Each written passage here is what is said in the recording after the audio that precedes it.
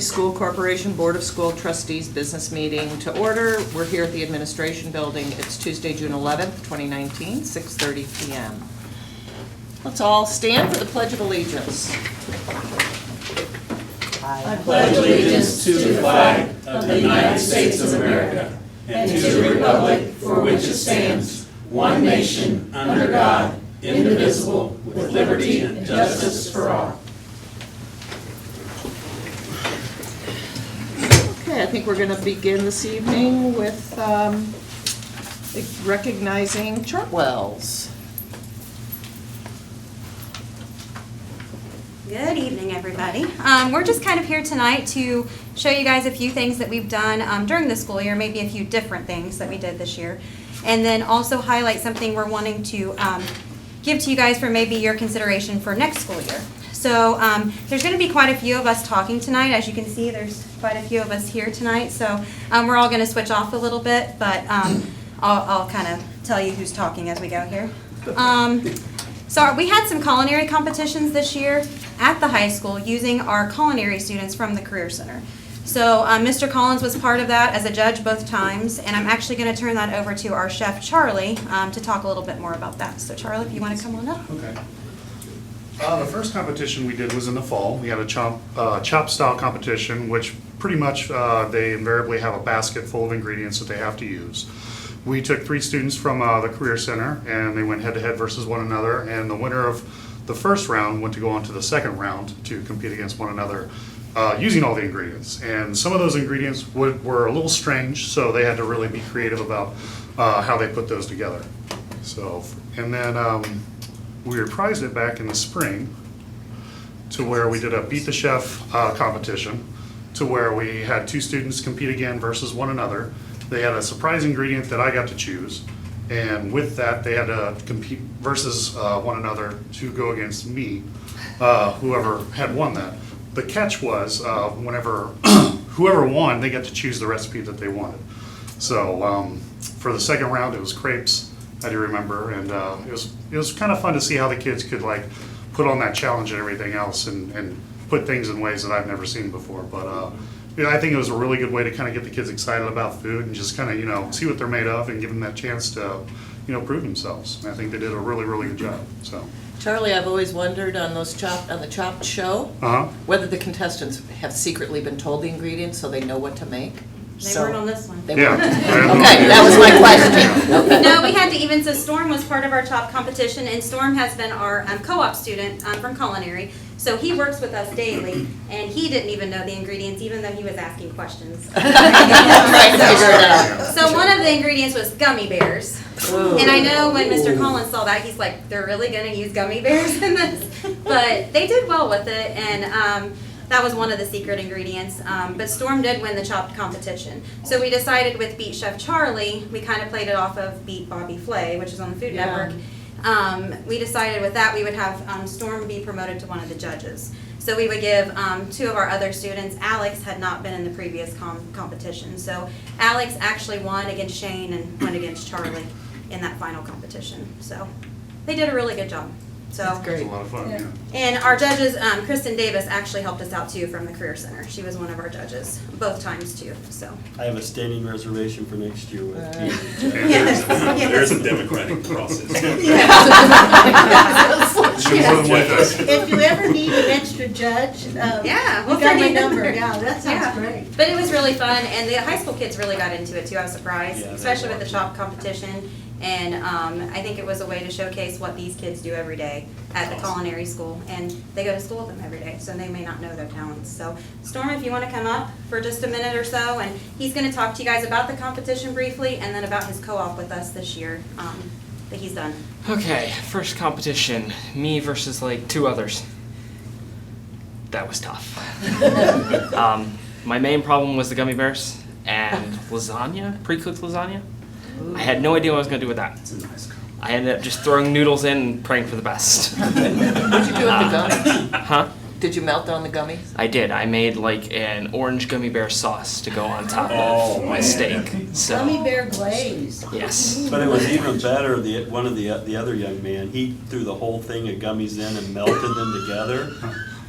It was an interesting mix, I have to say. I don't let him live that down. I tell him every day. For the second competition, when I was a judge, it was great because they had duck for their first ingredient, for the secret ingredient. And I've never tasted duck. It was my first time tasting duck. And Alex went with like a spicy duck, and it was great. As for being just in the co-op program in general, we had an assignment that was volunteer work with me working and, of course, doing school at the same time. That was difficult to do. So I sadly could not finish that assignment. So that's something sort of to look on. Besides that, everything was fine. It was fun. And So what do you do in your intern work? You mean working with them? Yes. I've done, well, of course, working at the school. I do caterings with them Okay, and pretty much just whatever they need me for. okay. That's awesome. He's helped us a lot with smoothie bikes, and Oh. he's gone to the elementaries and done some demonstrations with Charlie. So he's kind of been Charlie's right-hand man. Charlie's been his mentor. Yes. So, but Storm's done really well, and we're actually doing it next year with another student from the culinary program. We've actually been interviewing kids. When Storm was available, he was the only student available. He was the only third year. So if they're a third year, they can come into us with co-op. But next year we'll have 2 students, so we'll have to choose between the 2, which will probably be hard. But they're really talented, and they come in already Serve Safe certified. They got a heads up on everybody else. So, and Storm's going to actually work for us next year. So he's going to stay with us as an employee. So Awesome. yeah. Great. And then we will briefly talk about our supper program. So we've always done supper at, we do it at 6 of 8 of our schools, and it's free to all students. But this year we started kind of late in the spring, advertising it to sports teams. Trying to get them to see if we could provide meals for them. And we actually had quite a few teams that were very responsive to this. So we provided for CHS boys baseball, the CMS boys baseball, tennis, and track. So for about a month and a half, we did 678 meals, but it really was the convenience for those teams.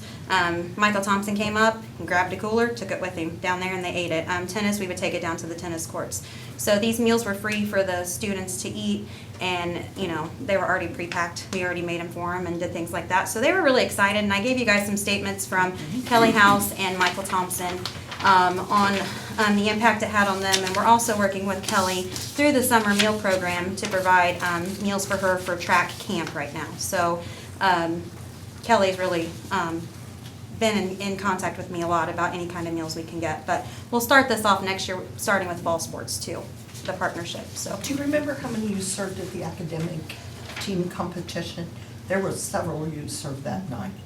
we served almost, it was a little over 200, wasn't it? That's what I thought. We're around Yeah. 225 at the academic. So Wow. we've been doing that and helping Laura Davis. At the beginning, we would just help her buy the food at a cheaper cost. And then we suggested the idea to her, we can provide the supper and feed all these kids for free because they all eat in our cafeteria. And she was all for that. So this year it was probably the biggest turnout we've had. All for free. Yeah, all for free, and we did hot options, so we did chicken sandwiches, pizza, and then we had French fries and some things they would like with their fruit and their milk. But they just came through our cafeteria and ate that evening and went out in the cafeteria. It was a lot easier for her, you know. What's the portion size? Because this has been an issue with a lot of kids. The Chartwell meal is a good meal, but calorie-wise and portion size-wise, it's all right if you're 12, but if you're 16, it's going to be a snack that has this been adjusted? So those are state guidelines, so it's not really the Chartwell's guidelines. I know a lot of Yeah. people think that, but Lori's been on our menu committee, which we discussed these things. You were on it Yes, previously, and we showed the state guidelines, but we do offer the kids to come up and get more fruit and vegetables for free. Okay. So at any of the schools, they can come up and partake of the bars as much as they want. Because you have some kids that eat 1 apple, and that's all they want. But then you have other kids that'll come up and eat 2 or 3 bananas. I mean, so we do let them come up and eat as much as they want off the fruit and veggie bars. The after-school meals that you packed in or that you allowed then are just the regular, it would be the same nutritional value calorie Exactly. count as your as our lunch program. As your lunch program. Yep, and that's, yeah. Without the opportunity to go get the extras because they're a pre-packed meal. Exactly, but we also have kids that they have to take the whole meal for supper. There's Okay. not an offer versus serve choice. So Okay. yeah, I have a lot of kids that put that fruit and veggie on the share table. Right. So we have other kids that go over and take that extra fruit and veggie and Okay. eat it. So we've never had any kids at the high school or middle school complaining because they're still hungry at supper. There's usually extras that other kids are not eating. Okay, And then if no one eats them, we send it to Food Rescue. okay. So, I think this is great, because in years past, I remember parents took turns providing meals, and of course, mine was an out-of-town meet and a snowy winter night. And Yeah. had these warm sandwiches in a cooler, trying to keep all these warm for the kids and all that, but, so that's great, because that was a struggle to try to provide food, and we've been glad we haven't had to add like any extra labor for that. Our ladies just pack them when they pack the other suppers. And so we're not actually adding labor to that cost, and it's been seamless. I mean, they just come in and the coaches pick them up and take them with them and Wonderful. ready to go. So it's been a pretty easy program, and it's helped them out a lot, I know. So I'm going to pass this over after I do that. We're going to talk about CEP, and actually Paul Kendall is here. He is going to talk to you guys a little bit about this program, so I'm going to pass it over to Paul. Thanks, Rachel. Yeah. So, first of all, I always love the opportunity to come and speak here to the board, so to see Janie again. And also love the opportunity you're giving us with the co-op. I think this is something we've been wanting to start in this state, and recruiting good staff is becoming harder and harder with a good economy, right? It's very competitive. So even though Stormer's one starts to trickle and trickle. So I really think this is a platform where we're growing something internally, not only here at Fayette, but also this gives us a great starting point to be able to pass this information and this co-op program along to our other partners in the state. So we appreciate you being the pilot and working with us on several things like that. What I'm going to talk to you about is the CEP program, so community eligibility. This is a federally funded program that allows you to look at the direct certification numbers by school to be considered for free lunch, and not just free lunch, but free breakfast and lunch for those students. So this is different than your standard free and reduced application. It basically uses those direct certifications, which are folks that are using some type of other assistance, whether that be WIC or food stamps, Medicaid. They qualify. That information is uploaded to the school district in a direct feed, right? So if someone qualifies for one of those other programs, they would automatically be direct certified. So we have studied and looked at the numbers for your district. We looked at them in 3 different ways. And so you can do them by, you could essentially certify an individual school, right? You could certify a group of schools. But when we looked at it, we looked at all your schools, and when we combined it, it was not a financial benefit to the district, right? So the numbers that are your free and reduced population in the middle school and high school were driving that percentage down, right? So there's a magic formula and a calculator the state provides for you. Then we looked at it in conjunction with just elementaries and middle schools combined. We're still kind of in that sketchy area where we're concerned about from a financial standpoint, does this program make viability and sense? And then we looked at it again from your elementary. And so when we looked at it, just grouping all the elementaries together, it makes, I wouldn't say it's a home run, but I think it makes good financial sense to move forward with that. Essentially, when you do this calculation, it becomes only 2 categories that the district is paid for meals in, either the free category or the paid category. But we no longer would collect money from any students, right? So the meals are essentially paid for. We would get 100% of our students in those elementaries. We would get reimbursed from the state at the free rate, which is a good financial incentive for them, not just financially, but also what a great give back to those elementary students that they'd have no payment for lunch or breakfast for at least the entire school year. When you do this, you have to submit to the state to be able to do the CEP program. They come in, they verify your information and make sure it's accurate, which we welcome that. Typically, they actually help us grow that number. We feel pretty confident in that. Another good thing in this is this eliminates the debt collection, right? So, that's always a hot topic, right? Is how do we make sure we don't get the school district in negative debt, and you don't want to turn a student away. So that eliminates that. So when we would certify, we'd be certified for 4 years in that group of schools. Now, if we've seen the rate change in the middle school or the high school and on the out years and the program went well in the elementaries, then we could always recertify and add those buildings on as well. I think this would be a great opportunity for the district to give a give back to the community, but also, a good pilot program to what could come in later years. We looked at it 2 years ago. We did look at it 2 years Also. ago. I'm sorry, thank you. And so, we just hadn't really It- hit it- that sweet spot there. Yeah, and so I think it's twofold. They're looking at Medicare a little differently from a direct certification. And so those things are driving and helping that for us. So we did look at it 2 years ago. It didn't make sense then, but I think at this point, you're probably in pretty good company to be able to move forward. We're, as one of our 27 partnerships, we're implementing this program at different levels within 4 districts in the state. So, they'll all be on this, the 4 of you would be on this journey together. If there was a lot of risk financially, I would probably not be standing here giving you that recommendation, but I think the risk is minimal, but the upside is really strong. And also, I always love when we can give back to the community in a way like this. I don't know if this is a question for you or for Janie. So we've been providing free breakfast, but this is breakfast and lunch, so this is a different. At the elementaries only, it's on for your consideration later Right. in the agenda. Yeah, I know that, but this is including the lunch, which we Absolutely. currently don't have. Correct. Okay. Except for those kids that are on the standard free reduced price lunch situation. How would this program in the elementary schools impact those middle school and high school students who get the free and reduced price lunch? Would they still have to go through that same procedure? Yes, this procedure doesn't change, and actually, we would still need to encourage applications at the elementary because free textbook rental, right? Is Free tied to that, is yes. also, It's tied to that. even though you're on CEP, you still have to collect an application for textbooks. Right. It's a slightly different application than the normal standard application. The state's created one for textbooks only, essentially.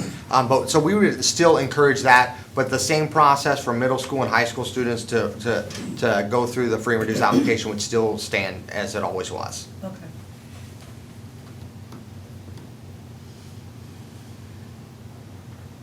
And how far off are we? I know we've had this discussion before with middle school and high school. We're pretty far Pretty off. far. Yeah. They're in the 40s. Yeah. And high school's 43% and middle school's 48%. And we have to be 60-something, or what is it? Yeah, the sweet spot's around like 62, isn't it, Paul? Yes. So, Yeah. you know, We won't make it. you could really do a lot of hurt to yourself financially if you're not careful. And I think we see some folks pushing this as this is the magic cure, right? So, and really irresponsibly jumping on the program and not really doing the math and working with a business manager like Janie to be able to understand what's the benefits, what's the risk factors. But you're just not there. If you're not over that 60% mark, it really puts the district at risk to have a negative impact. And you don't want to hurt the overall general fund of your school to support food service, right? That's kind of going the wrong way. You don't want to be not paying teachers to be able to provide food service at the same time. So it's got to be an offset. And we're not even close on those numbers. Exactly. Yeah, but that's, in my memo, that's gonna be one of the negatives, I think you'll hear out there. Well, why aren't you doing it for the middle school and the high school, And if our demographic would change and we're not as high in poverty, if there would become that point where you had to go back, it's, as I like to say, it's hard to put that toothpaste back in the tube. So, That was one of my biggest concerns. What if we don't qualify or the program? Janie brought this to me in 17 and we looked at it and we were even looking at one school, and it's one of those, once you offer it, you know, I want to be sure parents understand that the federal government changes the rules, believe it or not. And, you know, a different president or this president may make some changes and cuts, but right now, our K-6 kids are the most vulnerable, especially our youngest kids. So, you know, I appreciate Chartwell's and Janie really looking into this, and we wanted to get this out to you so we would have time for our elementaries to benefit from this, and takes away that last item listed, that district negative bad, I mean, we do have bad debt. Yeah, we're gonna talk about that. It's a good Solution. segue. Not just So bringing there's a any lot of problem. upside to this, but parents may say, why can't my 7th grader or 9th grader? They just don't have the poverty numbers at those schools, so we're all, you know, that would make it possible for us to. It's a simple answer to it, we don't Yeah. qualify. Yeah, but if they're still if they're qualified in any way. For free or reduced. For Free and reduced, yeah, right. they would still get it at the Absolutely. high school and the middle school level. That will, Technology has enhanced the ability for anonymity of those who are free and reduced. But I'm not sure that the student population believes that, and they do not wish to be identified Yes. as free or reduced. So I don't know that we get all of the applications that we could for those students in middle school or high school. that's a really. And that contributes to that. Would that be accurate? I think that is, yeah, I think it's accurate. And Rachel, when a 10th grader goes through and gets his or her lunch, no one knows if that child's free or reduced. No, you don't, No, So- there's no way. It doesn't for- come up? yeah. It doesn't, so, but I think there's still that stigma there, like, that's a good point that Janie made. I think the technology point, though, the more children that we get going through the system that have had this, because up until 5 years ago, it was pretty clear whether you were on free or reduced lunch when you went through at least the middle school lines. And that was a source of embarrassment for a lot of kids. So it's gonna take a while, I think, for that culture to go away. We need to educate people perhaps a little bit better, because you just punch in your student number, yep. and that's it. Yeah, yeah. Great. Well, thank you, appreciate it, and I'm always here for questions if you have them, but thank you very much for the opportunity. Thank you, Rex. We're approved for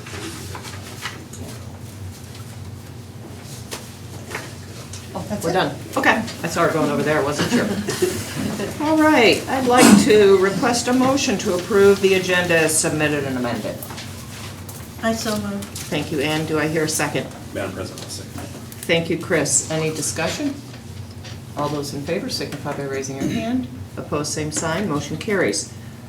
Okay, any patron comments on agenda items? Seeing none, we will move on to the consent agenda, which includes the approval of minutes from regular business meeting of 5/14/19, the personnel report, retirements, resignations, leaves of absences, etc.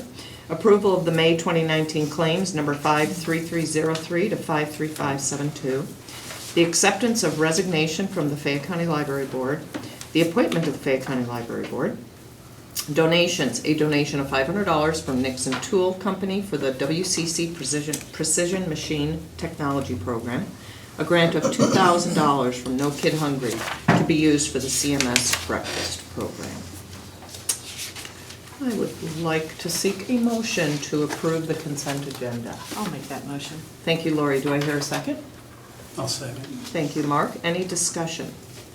What's this, maybe I didn't do my homework enough, this $2,000 grant from No Kid Hungry for the middle school breakfast program? So we're gonna be using that. No Kid Hungry actually gave us a grant last year to implement the grab-and-go breakfast carts at the breakfast at the middle school. So they gave us some more money this year when we applied for it to actually buy some Chromebooks to place on those breakfast carts. So we can serve them a little bit faster when they come through. And it'll be a lot easier than trying to do it all on paper. So Okay. we're gonna use that towards Chromebooks. Okay. Okay, any further discussion? All those in favor signify by raising your hand. Opposed, same sign. Motion carries. We will now move on to action items. Personnel report, recommendations for employment. Mr. Collins. Thank you, Mr. President, Board. Wanted to thank Jelena Risch. She's agreed to serve on the library board. She's an elementary teacher, so we have representation from all three levels on that board, so. You want to share the other people in case? Yeah, it's Cindy Newton at CMS and Judith Medina at the high school, so, yeah, so we have a nice balance there, so I just wanted to mention that. Recommendations for employment, Emily Deaton, language arts teacher, CMS. Lindsay Friend, math teacher, CMS. Delish Harmeyer, fax teacher, CHS. Michelle Homeland, special education teacher, Connersville Middle School. Danielle Huddleston, elementary teacher, Grandview. Hannah Long, kindergarten teacher, Frazee. Olivia Richards, Spanish teacher, CHS. And we did have Olivia here, and she was relocating to Ohio, but she ended up staying here, so she resigned. She's resigning and coming back, so that's good news for CHS, in case you wonder. Hannah Stone Street, elementary teacher, Grandview, and Corinna Smith, Title I and kindergarten teacher at Maplewood. Classified staff, Ethan Glass, co-op technology intern in the technology department. Jane Mullins, executive secretary, Connersville Middle School. Crystal Peters, Title I pre-K kindergarten assistant at Maplewood. Kaylin Weaver, Head Start floating education assistant at Grandview. And Austin Worthington, co-op technology intern for the technology department. Extracurricular staff, Jeffrey Graves, 8th grade boys white basketball coach, CMS. Steve Stoner, CMS swim coach. Stephanie Smith, CHS varsity volleyball coach. And Mark Sullenberger, 8th grade boys red basketball coach at CMS. Additionally, as attachment A, we have the contract, recommended contract expiration extensions. And I wanted to point out one other piece. With Kelly Flum McCollum's added duties with some of the Title I pieces and the growing preschool program we had, we are requesting 5 additional days on her contract, and that's listed there for her total number of days, increasing that to 215. And then finally, we needed to add an additional 5 hours for summer school cosmetology with some increases in what's required. So Mr. Dungan asked that we receive 5 more hours for summer school. So I present those to you for your consideration. Okay, I'd like to hear a motion to accept the personnel report. Madam President. Thank you, Chris. Do I hear a second? I'll second. Thank you, Ann. Any discussion? I'm so glad we got Eilish. Yeah. She's terrific. She's a former student, and she's a go-getter. Randy, look out. She's really a go-getter. What a great thing for her and for the community to get her back. It's great. Any further discussion? All those in favor signify by raising your hand. Opposed, same sign. Motion carries. Curriculum revision and course additions, Ms. Corsell. Thank you, Madam President. Board. Last month, I brought to you the CPC's recommendation to adopt the HMH into Reading Holton Mifflin series for K through 6th grade. Also, we were recommending approval of 3 courses for CHS, which all 3 are state mandated: Introduction to Computer Science 4801, and Analytical Algebra 2. So this month, I'm asking for your approval of the adoption of HMH into Reading for K through 6, and then also the approval of 3 courses to CHS for the 2019-2020 school year. Great, thank you. Okay, do I hear a motion to approve the curriculum revision and course additions? I'll make that motion. Thank you, Mark. Do I hear a second? I'll second. Thank you, Lori. Any discussion? All those in favor signify by raising your hand. Opposed, same sign. Motion carries. The NWEA renewal, grades K through 12. Kim, Okay. you're on. I'm on a roll. Yeah. As you know, Keep every going. year we have to renew our contract with NWEA, and that is the Northwest Evaluation Association assessment that we give K through 10 students. We are currently using this assessment because it does allow us to show growth from kindergarten all the way up through 10th grade, and we are going to continue to use the funds from the Indiana Formative Assessment to offset the cost of this.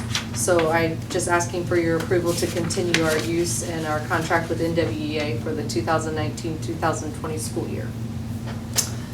Okay, do I hear a motion to approve the NWEA renewal? I so move. Thank you, Ann. Do I hear a second? Thank you, Dennis. Any discussion? Kim, how much is this gonna cost us? It doesn't. We are using the Indiana Formative Assessment Grant, and usually it's based on your student enrollment numbers, and we usually have excess funds that we are able to use for other additional items for professional development around NWEA. So, yeah, it's a win-win for us. Yeah. Okay. Any further discussion? All those in favor signify by raising their hand. Opposed, same sign. Motion carries. And on to Ms. Corsaro one more time for approval of textbook Last rental time. fees. In your package, you can see that we have the textbook rental fees for 2019-2020. Elementary is very comparable to the years past. Secondary, of course, is determined based on the courses that the students select. So you can see that both CMS and CHS have attached their basic book fees depending on what courses that a student would take. So I'm asking for your recommendation for the textbook rental fees for 2019-2020 for elementary, middle school, and high school. And then, of course, WC fee schedule will not be set until July. Okay, do I hear a motion to approve the textbook rental fees? Madam President, I'll make that. Thank you, Chris. Do I hear a second? I'll second. Thank you, Lori. Discussion. I just had a question. So have textbook rental fees gone down for high school as we use Chromebooks or iBook or whatever we're using?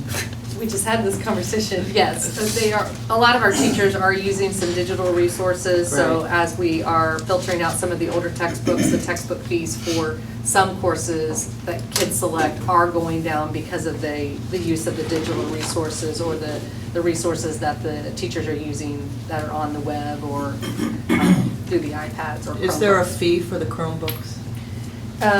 Yes, and it is on the second page there.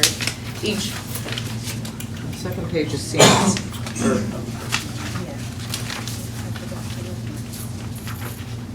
we do charge them for a Chromebook fee. Terry, do you know about how much it is for high school? Approximately $80. $80? Okay. Is that that the iPad or would that be with the new Chromebooks? That's the new Chromebooks. The new Chromebooks. The iPads were about $38 per year. Yeah, that's what I thought they were a little bit less than that. That was the result of Forest's choice to use the CUSAC funding to help minimize the impact of the rental. But as they pointed out, as curriculum textbooks coming off and the Chromebooks, it keeps things within the same reason, even though the Chromebooks are cheaper, we're not funding them through any sort of a other financial instrument. And so they're either going to be $80 or approximately $80 a year. Yeah, and you'll see on the middle school one, the iPad rental is $54.79. Okay. Because they will continue with the iPads at the Okay. middle school. Yeah. And just out of curiosity, maybe it's in our, I don't see it here. How delinquent do we get? I mean, what's the delinquency rate on payment for textbooks? Is it high? Oh, I'm sorry, I didn't know that was directed at me. Those are covered at the school level, but Oh, yes. Like school lunch. School lunch. Parents That's what I was- don't like to pay for textbooks either. Right, right. But, you know, we don't want Mr. Collins accosted in the grocery store again because someone's upset that we don't provide free textbooks. Yeah. So, Yes, at the end of the school year, we generally turn over several accounts, the buildings. The elementaries, being smaller, have a better handle on it, and they Yeah. can send out notices much Right. easier. When you get into the high school, you have so many course changes Yeah. at the beginning of the year and the beginning of the semester, and then those continue. It's harder to push those statements out as early and get the parents paying at registration, you know. At the elementary, they have them pretty much captive, and the third grade textbook rental is the third grade rental all across the corporation. Right. So a lot of those parents, if they're not eligible for free and reduced lunch, through direct certification, will fill out their application for free and reduced lunch, which triggers the review for them to be eligible for free textbooks, or they pay, so. And just one last question, because I thought about this too. So imagine you've got a parent with 4 or 5 kids. Do we do any kind of payment plans? And we have, we take payments online Okay. now.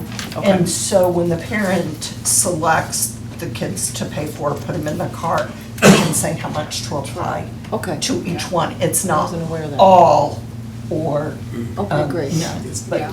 yeah. That's We've been that way for That's a a long time. relatively for a new while. thing we're doing. But it used to Well, be a online. manual process Right, now for it's the online. building secretaries to track that and collect it. But with the RICOR system, it's more automated, that it integrates with the credit card collection That's and great, sends true. those notices. Okay, great. Thank you very much for that explanation. Okay, we've had our motions. I'm now looking for a vote. All those in favor, raise your hand. Opposed, same sign. Motion carries. Permission to reject bids for the CHS Administrative Office, Ms. Kellum Tollett. Thank you. You thought you had a long run. Get ready. Yeah, we got a long run. Get ready. Yep. So this evening, we're asking you to reject the bids for the Connersville High School project. As you recall, a couple of components related to the roofing structure were added as alternates to the current field house project.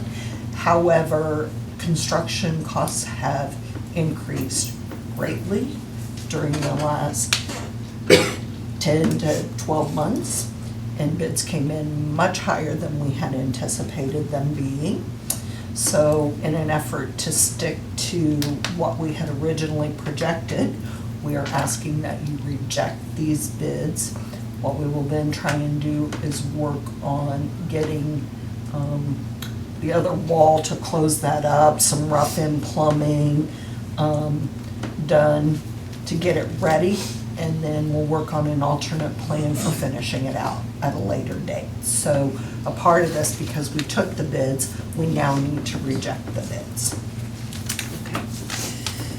I'd like to hear a motion for permission to reject the bids for the CHS Administrative Offices. I so move. Thank you. Ann, do I hear a second? I'll second. Thank you, Mark. Any discussion? I'm just concerned about that space between the offices and the field house. I think we need to do whatever we can to make sure that that's not an open area, that it's, I read your descriptives, but, because we're still waiting on what we're gonna do, right?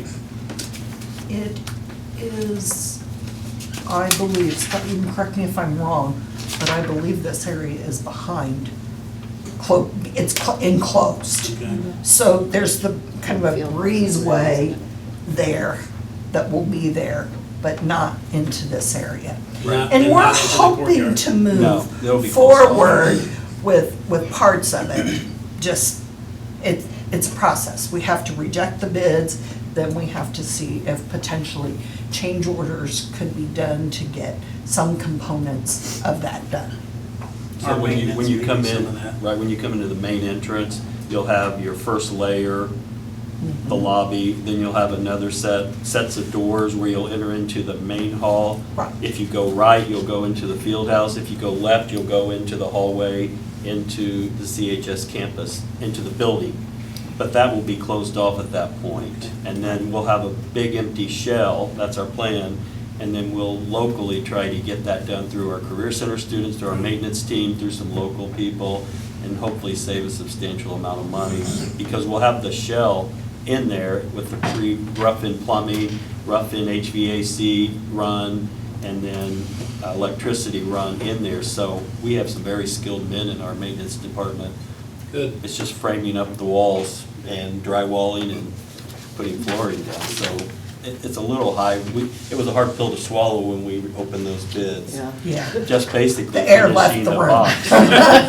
So this is much more, we hope, much more cost-effective to save quite a bit of money and use some local people. And won't there be a Some- better buy-in? Because if the kids are, if the Career Center students are actually working on the project, then they can see the fruits of their labors. And that may work and it may not, because my understanding They is have a project. they have a project that's probably gonna take 2 years. Oh, really? I'm hoping we don't take 2 years to get into this area. We need to maybe move faster than that, so. But there'll be opportunity to yeah. look at it, see what Scott and Brad can do if they can, Yeah. for sure. Okay, thank you. Any further discussion? Okay, all those in favor signify by raising their hand. Opposed, same sign. Motion carries. Now we move on to the indirect costs for the food service program, Ms. Kellum-Todd. Thank you. So we have not done indirect costs for several years. Our food service program, we've invested in a lot of new equipment, some steamers, some serving lines. But we have this tremendous amount of bad debt. And so this is kind of tied to the next item. If we were running our own food service program on the back of this from July to April, we technically would have been able to charge the food service program about $140,000 for indirect costs that could then transfer to our operations fund. But because we use a contracted vendor to provide our food service program, that is capped at $25,000. So I'm recommending that the board approve the indirect cost transfer to our operations fund of $25,000 for the 18-19 school year. And then if you don't mind, I'd just like to move on to the next Yes, item. sure. So then, my next memo recommends approving, writing off all of the negative accounts we have corporation-wide, up to $25,000. So when I prepared this memo, I didn't know what that amount really was, how far that was gonna go.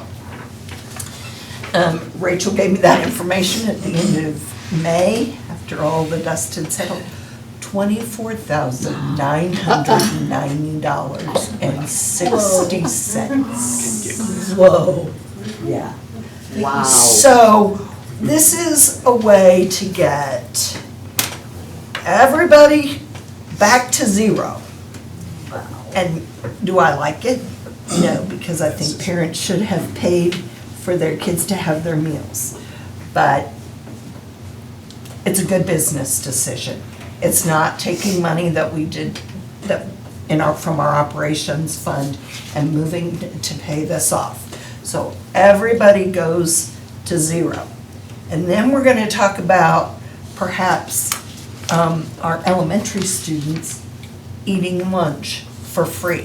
So that takes away any potential negative balances there, and we would be down to just dealing with negative balances that will occur at the middle school and the high school.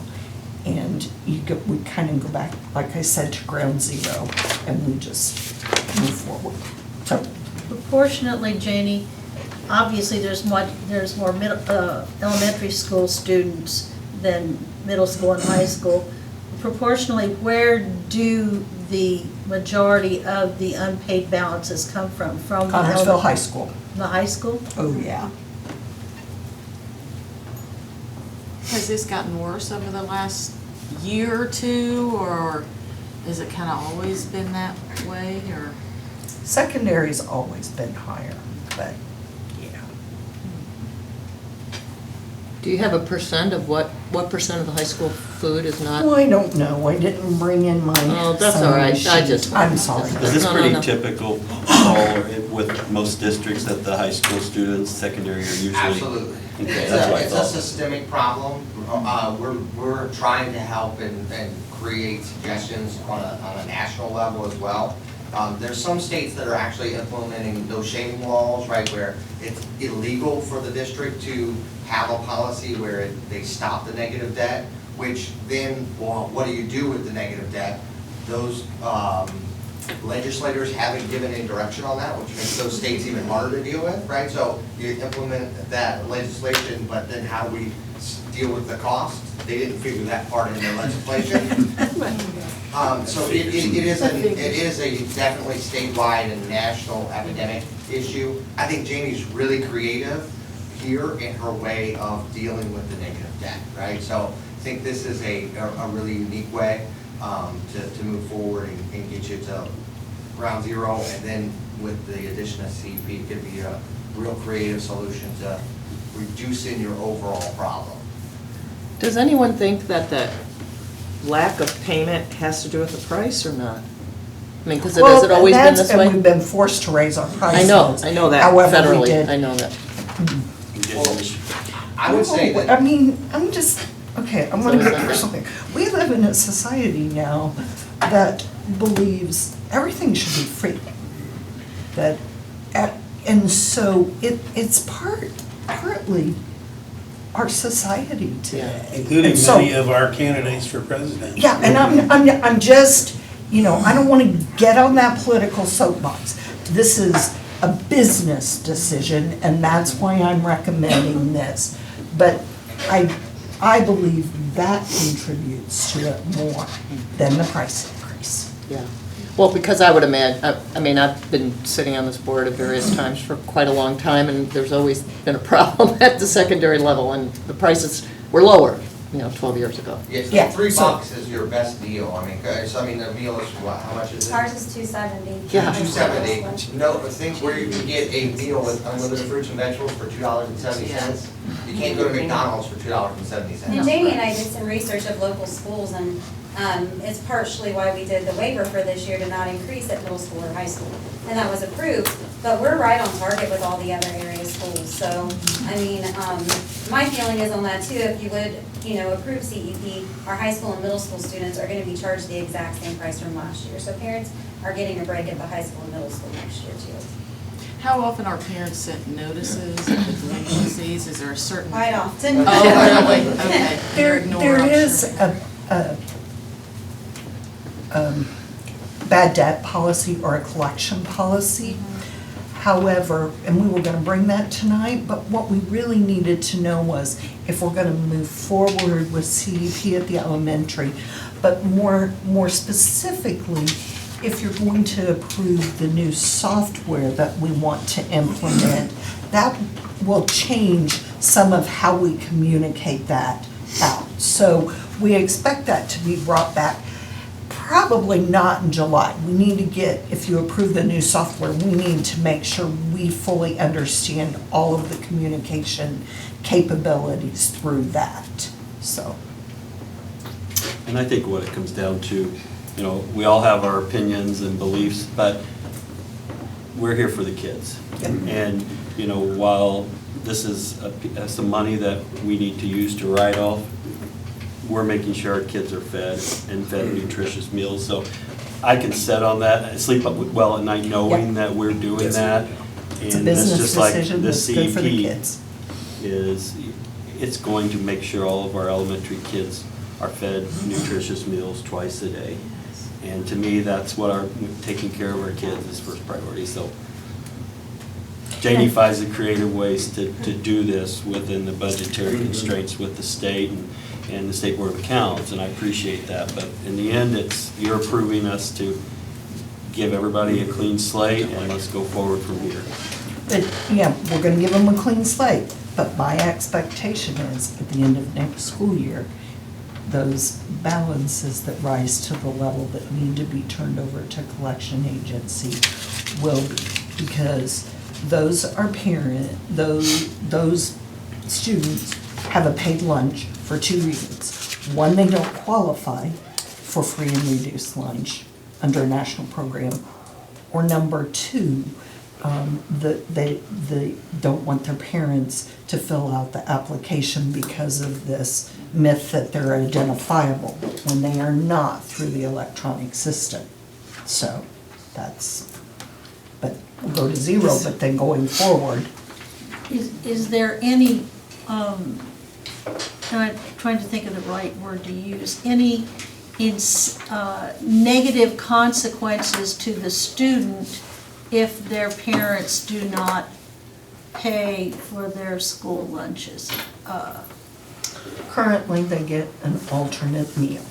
I'm thinking over the longer term.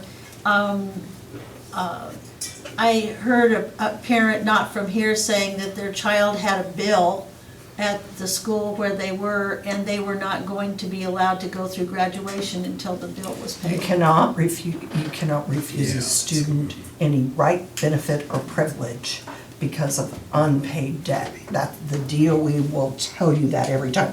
Now, principals threaten they might not be able to, Okay. however, you cannot withhold anything. You can't say you can't go to prom, or you can't walk at graduation with your textbook. That, That's federal. you can, yeah, Yeah. that's, so. It was apparently a scary threat, the bill got paid, but there was a disputed situation with the parent at another school corporation, and it didn't sound right, but lots of threats come about that way.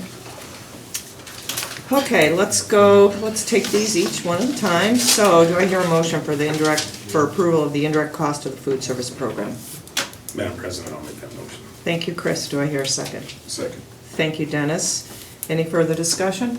All those in favor signify by raising your hand. Opposed, same sign. Motion carries. And the next one was seeking a motion to transfer the funds for the delinquent accounts. I'll make that motion. Thank you, Mark. Do I hear a second? I'll second. Thank you, Ann. Any further discussion? All those in favor signify by raising your hand. Opposed, same sign. Motion carries. Now we'll go on to the CEP for the FCSC elementary schools. Jamie. Paul and Rachel have shared quite a bit of information. I mean, what our recommendation is that we apply for CEP at all of our elementary schools. This will cover all pre-K through 6 students in all 6 of our elementary schools. They will receive free breakfast and free lunch. We will continue our free breakfast program at the middle school and high school. We'll continue the supper programs that we have at our sites. All of the free lunch students that apply or come in on direct certification will continue to receive their free lunch.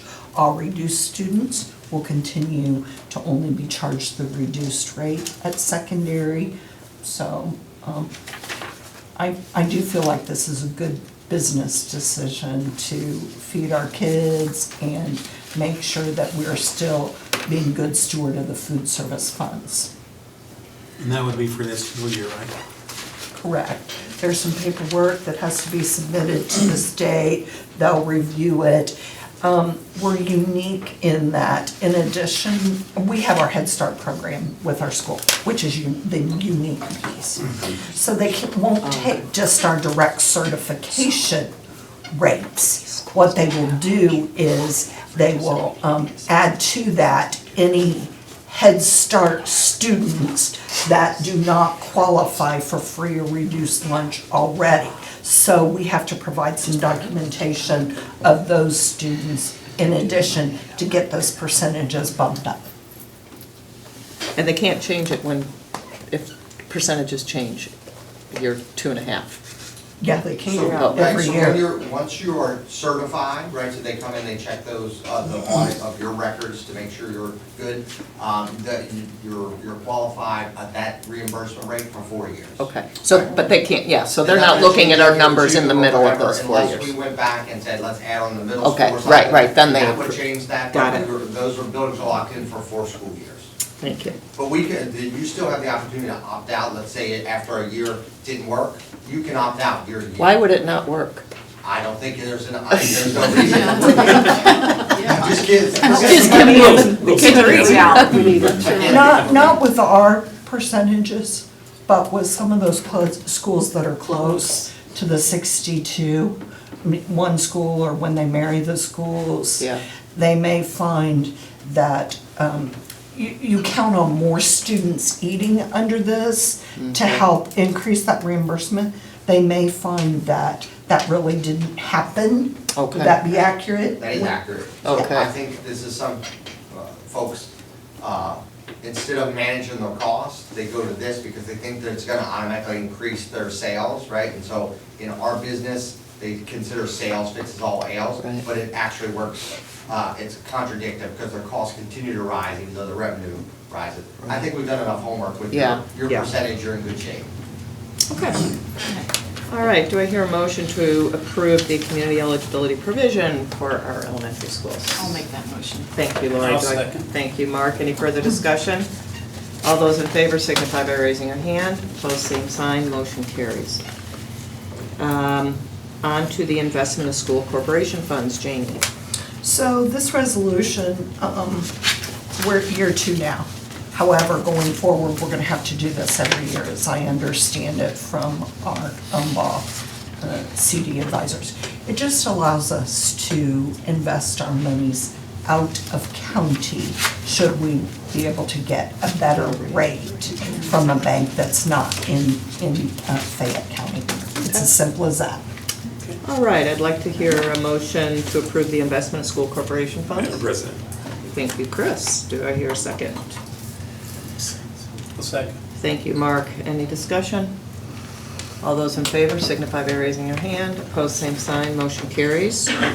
Janie again for the approval of alternate bid for the Spartan Activity Center flooring. She is the star of the This is show. the star that didn't have anything on me tonight. That's right. So anyhow, if you recall, when we went up for bid on the field house, we did not specify a specific flooring, because then the vendor would know, hey, you're only gonna put Connor floor in, or you're only gonna put Mondo floor in, and they didn't need to be competitive. And so the flooring choices were bid as an alternate. It's still part of the $5 million package that we're trying to, keep in line with. So tonight, we're still working through the vendor. The lowest price vendor, I think, was $49,600. So I just prepared a memo asking you to approve up to $250,000 for the flooring vendor. I believe we're gonna end up with Mondo floor. There have been some changes in the Connor Corporation, and I believe Mondo's going to agree to honor the Connor price. We met with the engineer, or the architect the other day, and that's where we seem to be going. So as soon as all the devilish details are worked out, we will get the official change order for Scott to sign. But in order to not wait another 5 weeks for the board to approve it, we're asking for you to approve up to $250,000 tonight. So as soon as that change order comes in, Scott can sign it, and we can send it on. Sounds This is the good. rubberized Sounds good. floor. Right. Track. Yeah. So I think it And was wood. 240, in the wood at 249, so it's really close to that, so this should cover us. Kind of got the two. Yeah, she left that 2 off, so. Okay. Oh, I'm sorry. Sounds much better without the I like two. the- I know, it really did. I thought we're Sorry. giving ourselves a big space there. Okay. Do I hear a motion to approve the alternate bid for the Spartan Activity Center with Lori? I so move. Thank you, Ann. Do I hear a second? I'll second. Thank you, Mark. Any further discussion? All those in favor signify by raising your hand. Opposed, same sign. Motion carries. Now we move on to the request approval for summer projects, Janie. Yeah, so we continue to add projects to our summer project list that were not done as a part of the summer bidding. You know, for example, this casework is so specific to those buildings that we needed to have time for vendors to come in and make recommendations. LED lighting, when we did, Brian and I did some walkthroughs, they have some really old lighting in Grandview that is not recessed. It is the lights that set below the ceiling. And so while the board had approved LED lighting projects as a part of the capital projects plan for this year, those buildings were not identified. So this evening, we're asking for you to approve Spiceland Wood products for 27 classrooms, which will be Eastview and Everton, at a price of $100,000. This is in excess of the $80,000 that we had in the capital projects budget for classroom cabinetry. However, if you recall, there was $50,000 specified for water main tunnels that we're not doing, so we're asking you to divert that towards this project. We're asking you to approve Leighton Woods bid of $25,925 to update Grandview for LED lighting in those areas that have that non-recessed lighting. We will get some rebates back from Duke when we do that, so that money goes back in to our funds for construction projects. And then there's some additional carpeting and tile at the middle school. We generally do not get bids besides wholesale carpet because they have the products that match our current flooring in our building. So we're recommending the approval of that as well at $18,929 in here. Jane, is that part of the remodel that we're replacing, the middle school? The carpeting, the tile that you're asking for, are we? No, it's not in the Okay. auditorium if that's what you're Okay, asking. yeah. It's some other areas. There's Okay. some tile that doesn't transition well to the terrazzo outside of the offices when you come into the main hall. We were gonna use tile that we already had on hand. However, they're best recommending that we replace that. And quite honestly, I don't remember what rooms she wanted carpeted, but it is not the auditorium. Do you happen to know? I do not. I do not know either. Okay. Do I hear a motion to request the approval of the summer projects? I'll make that motion. Thank you, Lori. Do I hear a second? I'll second. Thank you, Ann. Any further discussion? All those in favor signify by raising your hand. Opposed, same sign. Motion carries. And Janie's last show, request for approval of food service software purchase. So we know for sure the current software has been here at least 11 years. And we believe it's closer to 20 or 21 for the research that we took to find. So it's not very up to date. And when the system goes down, you go back to those hand records, and then everything has to be entered later.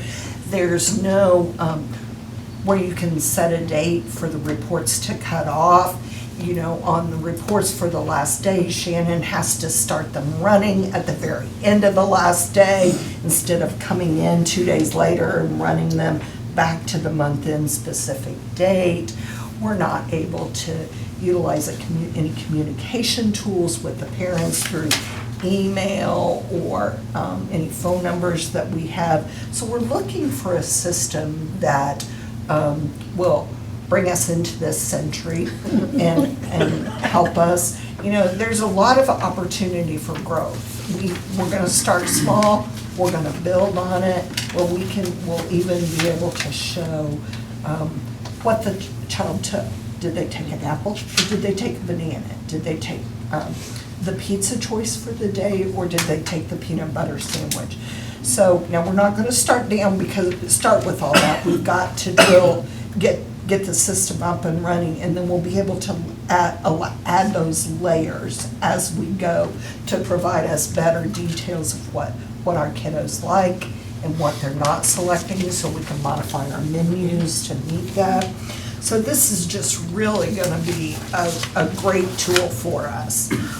They provide on-site training. One of the companies did not even provide on-site training. Rachel and Shannon went to Richmond, who have Mosaic, and they went to Newcastle that had Meals Plus. Terry and I, Rachel, Charlie, Shannon all participated in demonstrations for all of the companies. The Meal Plus system seemed very easy for our cashiers and our managers to be able to use in the front of the house, and also for Shannon to be able to use in the back of the house for the reports that we need to balance at the end of the month. So we are recommending proceeding. They are not the least expensive. Mosaic was least expensive. When you look at just the annual fee, and Rachel did talk Meals Plus down some. But when you look at the payment fees for the parents for that online piece where they can add money to their student's account, it's lower with Meals Plus. So that's our recommendation, to proceed with Meals Plus. While they are not the lowest, we believe they are the best for our needs. Good. All right. Do I hear a motion to approve the request for the food service software? I'll make that motion. Thank you, Mark. A second? Second. Thank you, Dennis. Any further discussion? Jenny, will this give parents a capability of finding out what they're eventually, when we get all the layers in place, of what their kids are actually eating for their school lunch? And our current system does that with My School Bucks, but we'll also have a payment portal with this system. And the parents can go in and do like a participation report, and it will tell them what their kids are eating, what choices they picked. So, and it'll be more detailed, like Jamie said, eventually when we would add bananas, apples, things like that. But it's gonna show what they ate each day. The nice thing about this system is, so if I have Bobby at one building and Susie at another and Tommy at another, I can say take 100, or I can say take $60, give each one of them 20, and it charges me $1.99 fee. So currently, our parents have to go into each student, and when they put money on there, charge that fee. So that's gonna be a little more convenient for the parents. Now, the fee goes up if you're putting more than $99 in at a time, but that's not gonna happen. No, and right now, currently, if they want to split an amount like that, they would have to call our offices, talk to Shannon or I. We would have to manually go in and split those amounts up. Yeah. So it's gonna be a lot more user-friendly for the parents too. Okay. So, now I'm requesting a motion to approve the food service software. Oh, we already went through all that. No further discussion. All those in favor, signify by raising your hand. Opposed, same sign. Motion carries. Woo! All right, we got through that. Now we're on to school board policy, Mr. Collins. I would like to go back and read what Jamie just said. Could you start at the beginning again, Jamie? I don't wanna do that. All righty. Last month, we had a first reading of some policy changes in school board policy, and I'm going to consolidate a few. I hope you don't mind. But in policies 1.04, 3.07, 5.26, and 7.22, we are just adding language about e-cigarettes and vaping. So, are we good with, that's really the only language change here. So there are a few others here I'll go through in a little more detail. In policy 3.29, we had a very small language piece about reimbursement for professional travel. So we have beefed that up quite a bit and really just gave some more clear guidelines on getting prior approval and then the reimbursement and what's required for that. So that takes care of policy 3.29. Policy 5.06 is the kindergarten age requirement, early entrance procedure. And as you might recall, the state has changed the cutoff date for birthdays in 2019 to September 1st. And then it will move to October 1st in 2020. So we just added that language to our policy if a parent seeks early entrance in past years. Now that we can enroll students up through into September 1st for this year. So we get another month there where parents can go ahead and register the kids. And then next year will be October 1st. So we just wanted to have that language in there. And then we also removed the words prime time in section 3 because that no longer exists and just student to teacher ratio. In policy 5.20 under our student attendance, we are required to provide the incapacity to attend school, and then it provides some guidance for schools with regards to what we may ask for, what's required with the certificate of illness or incapacity when it involves something that's more involved with the student. So that language helps clear that up and gives our principals some more guidance. All right, moving on through. That was a big policy there. In policy 5.32, under the extracurricular activity code for middle school, high school, the self-reporting clause that's found on page 2, we removed that. That's consistent with what has been done. We needed to update this policy to recognize that, but that piece is no longer in effect. And then under policy 5.61, it's the homeless students enrollment rights and services. We had to add some language, and one of the big pieces was just defining an unaccompanied youth as a homeless student who is not in the physical custody of a parent or guardian. And then the other provides some clarity on the travel costs. We are required to provide transportation if a child is removed by DCS and placed in another county, and they feel the best decision for that child is to remain at the school. We will work with the other district to provide transportation to keep that child in his or her home school. So this language provides guidance with that. And then finally, a new policy is animals in schools elsewhere on school corporation property. And this addresses service animals.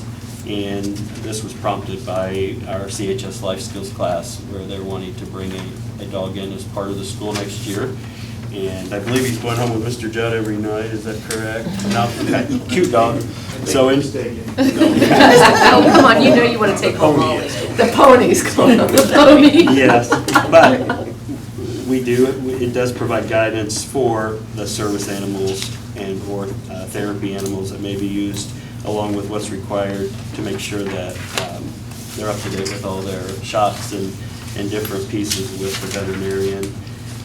And we do have 2 service animals as recognized. One is dog, and what's the other one? Pony. A pony, right. So, good, Chris, I'm And impressed. it's not the dog and pony show.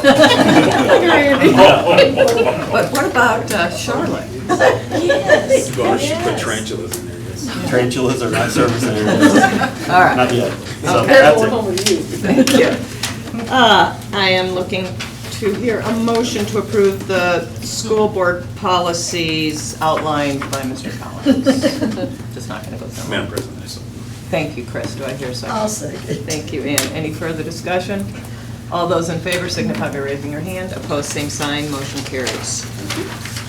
At this point in time, persons wishing to make the board aware of suggestions, ideas, and/or comments may address the board at this time. Comments which involve personnel or students must be discussed in private. Seeing none, we will move on to report items. Superintendent discussion group reports, principal director reports, director of human resources reports. We are busy trying to secure folks. We're trying to man this office without an HR person, and I don't know if we're all doing a great job together, but that is something we're going to need to post and look for someone with Mike's resignation. So we tried. It's such a busy time. We tried to make do here for a while, but I do anticipate getting that up here soon to see. Positions. Well, before this meeting today, we were in decent shape, but it's become, I think I've shared with some of you, really a free agent market out there in the world of education where schools are recruiting and, offering a few thousand more dollars to people. And so we're seeing that happen all over the state, not just us. And then there are some teachers who are moving closer to home or family or due to a spouse relocation with a job. So we typically see a few of those every year. But before today, I would have thought we were in pretty good shape, but we're going to have about 6 or 7 positions here to fill as of tomorrow still, and maybe 2 or 3 more. We don't know. It's still early in the season, but. Yeah. And it's all over the country. It is. It's not Yeah, just in and Indiana. we appreciate all the hard work you all are doing. We're going to keep at it. I would tell you that the pool of applicants, just at schools, all states' numbers were down 50% in the School of Education. I think Indiana State's very close to that. So, Mike went to a recruiting fair at Ball State earlier this spring, and I forget how many districts were there, I think 200, and there were 100 total teacher applicants for 200 school districts. And that's at the biggest teachers college in the state. So it's a sign of the time we need to try to grow our own and get more kids going into that. How is the education. DOE responding? I was talking to someone today that is working on an emergency license and needs to renew that emergency license. Is the DOE at least going to be a little bit helpful in that respect with these people that are applying for these emergency licenses? I think they're trying to be creative, and they're really trying to focus on transition to teaching type programs, and a lot of the universities are, where you have someone with a bachelor's degree in business or some other field where they want to do a transition program. So the state has been working with us and with districts on that in one way, and where they can get an emergency permit while they're doing the transition program even. But, it's still a challenge because there aren't enough young people going into education still. And I think that's a result of our state legislature and governor's work over the last 10 to 15 years. That's really hurt education. So we're hoping we're going to see a little comeback, but This may be the greatest challenge we face it is. in the next 4 or 5 Yeah. years. It is a huge challenge, We so. appreciate all your hard work in the face of one. So if you know any teachers out there who are in Administration. another district, send them our way. We're looking for good people for our kids. Okay, Director of Finance report. Janie, do you have anything else to share with us tonight? I just want to thank you for your support. I think we did a lot of good things this evening for kids. And while Chartwell's is here, I want to thank them for their partnership with Fayette County Schools. I don't know if you know it or not, but every year they donate $5,000 to the school corporation to use to promote the schools, promote them. This year we used part of that money to pay for some of the preschool non-Head Start children's lunches that didn't qualify. So we have a great working relationship with them. I think they offer a great product to our kids. I know that we talk about the portion size, but that's a handcuff. But I think you did a lot of good things for our kiddos tonight with this, so thank you. Thank you. And so no fund summary? Why is that on here? I don't know, financial review, is that usually on here? I think they're usually usually down separate. Okay. Assistant They're usually indented. Oh, that's, It's okay. in your packet. Oh, yeah, they've got little squares instead of, their bullets are different. I got it, okay. Assistant Superintendent report. Kim? I just want to thank all of our teachers, pre-K through 12, for a great year. They do all the hard work, they're in the trenches each and every day, and we really appreciate them. And I think sometimes at the end of the year, we forget to tell them how much we appreciate them. So I just want to make sure that we take time to give them the kudos that they deserve. Plus, want to congratulate all of our 2019 graduates, and was graduation, CHS did a great job. All right, Superintendent's report. That was a lively bunch at graduation. Yes. wasn't Yeah, it was. I'm waiting for somebody to do a back tuck. The bar is set. Oh, back tuck? Yeah, oh, in here, yeah, right. I hear the high school principal is working on a routine for next year. Yeah. Backpack. Fake news. Fake news. No, but I want to congratulate our senior. She stole my thunder on that, but it's a pleasure and an honor to be able to, that's the biggest day of the year, I think, in a school corporation, is when you give that diploma to those kiddos and they passed and they're moving on to be citizens, students. Storm, thank you. I've gotten to know Storm through, 3-year student in the culinary program and just the work he's done. I look forward to great things, and I'm going to say, Charlie, watch out, because he's coming, isn't he? But, this is what it's about here, with getting kids prepared for careers and in college, and I just really am glad you brought Storm with you tonight to share. And to Chartwell's, the great partnership we have. I think I put our food service department up against anyone out there, and people are coming to us asking us what we're doing, so that says a lot when other districts are reaching out to us, so that's a compliment to them, and for Janie for her direct oversight with Rachel and that group. It's just, I appreciate it, because we're taking care of our kids. And then also, we talked about our teachers and also our building leaders and our administrators. The work that they do, sometimes people don't realize the stress that's on a principal or a teacher too. They have to be able to support the teachers who are in the trenches teaching our kids. And so we're fortunate to have so many great teachers and administrators in this district who are devoted to kids. So with that, thank you for your support. Okay, for the good of the cause. Rachel, I have one question. Rachel, when I look at the number of meals that were served between the track and the baseball teams, I would imagine the track would be way up there. And the reason why I ask that is, are the coaches allowed to eat? I knew this was coming. I would just wanted to ask that. You can pay the adult price, which is $3.30. Oh, okay. That's the only thing I wanted. He is on you. He was wanting me to bring it to him, he just didn't want to say that. Yeah, He wanted to know what his was at. For the good of the girls. Yes, See, Chris, if you coach here now, there you go. You can pay and get a cheap meal. That sounds like Volunteer he's been recruited. That's all right. Hey, it's the best $3.30 you can spend. It's great. I just wanted to take a minute, and I know as a board, we express our condolences to Scott on the passing of his mom, and continue to support him as he works through stuff with his dad. And our whole administrative team has just worked so terribly hard in this, since the absence of Mr. Serqua, as well as everything Scott's been going through, and you guys are just great. And Amen. tonight, with everything, Janie, you've been presenting, I just know this is such a busy time. So we appreciate it. You make our job a lot easier, the way you Sure do. explain everything, and help us to get on board to know what's going on, because our brains don't all work in the same way yours do. So that's kudos to you. Again, also kudos to Chartwell's. The Hall of Fame, I want to congratulate all the Hall of Fame honorees, and the meal was amazing that you guys It was. prepared. It was And cool. so that was just wonderful for everybody. Self-control. All of that. The cheesecake, oh. Anybody else have anything before we head to the final moment?